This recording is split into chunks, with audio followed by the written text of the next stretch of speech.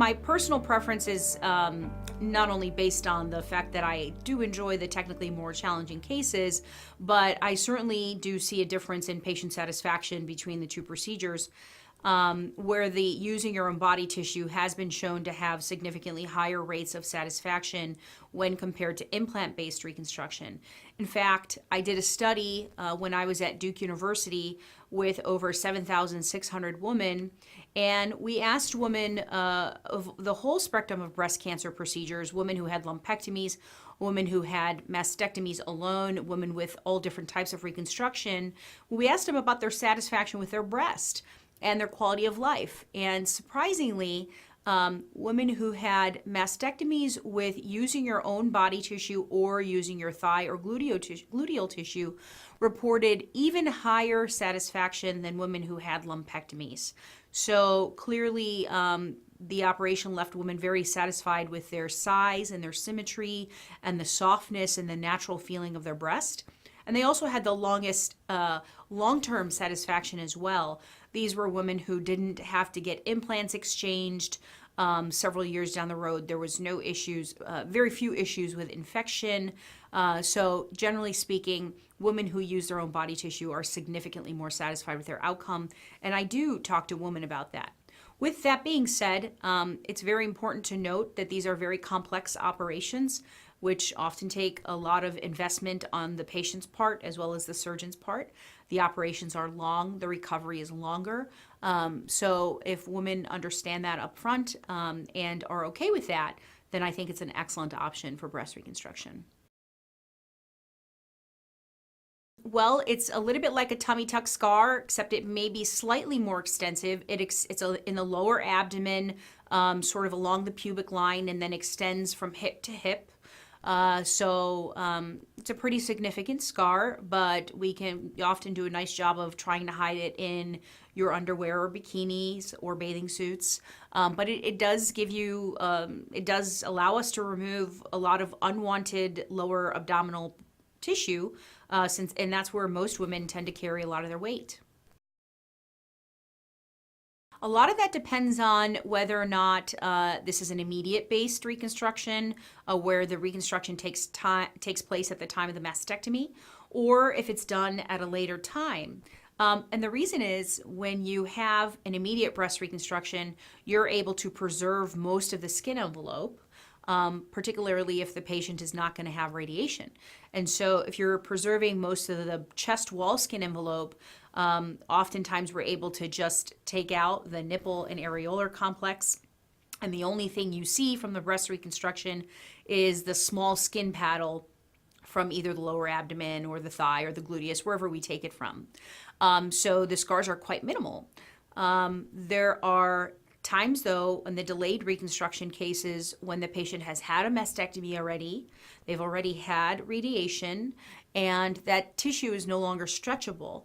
So we often have to replace all that chest wall skin with the skin from the area we're taking it from. So that their entire breast will essentially be the lower abdominal skin if we were to take it from the lower abdomen.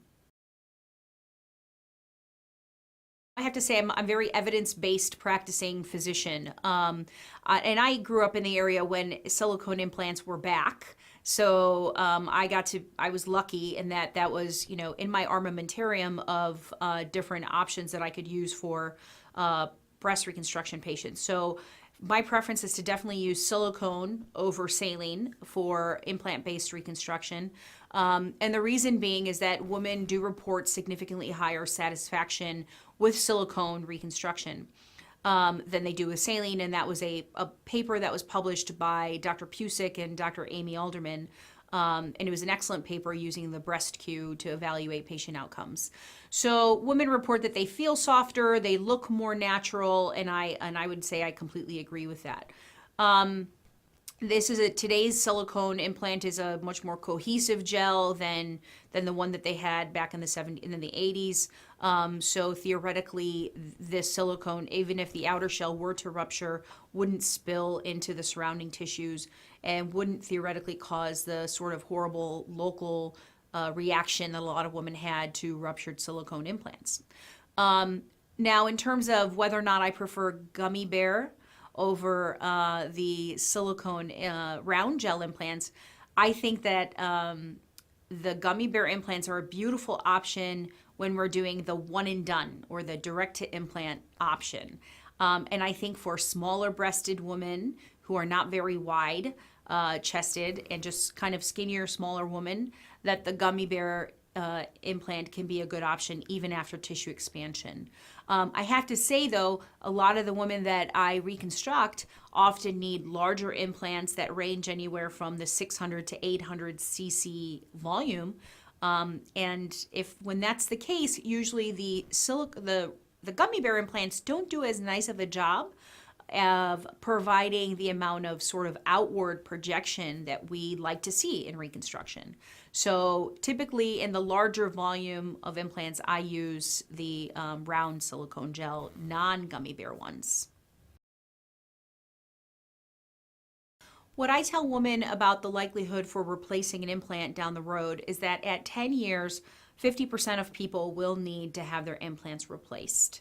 Now, I have seen patients that have had their implants in for 30 years without any complications, but that's quite unlikely. And after the 10-year mark, like everything, like our tires and like everything in life, there is a wear and tear associated with implants.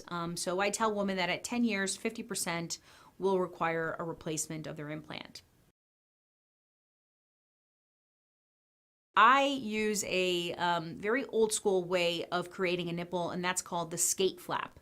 And the skate flap allows me to create the areola as well as the nipple at the same time using a skin graft. And I have to say that since I switched to using the skate flap, I have never had to take a patient back to recreate a nipple for them.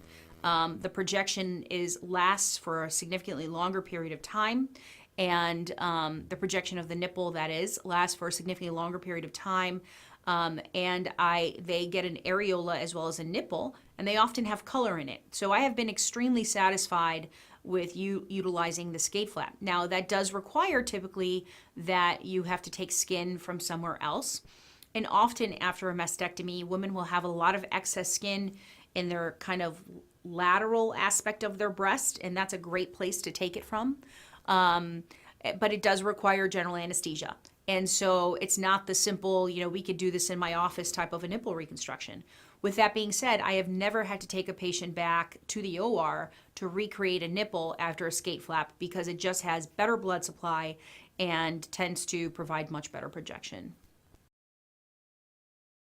Well, I think women should be assured that there are all different types of reconstructive techniques out there for them, whether or not they're having a mastectomy versus a lumpectomy.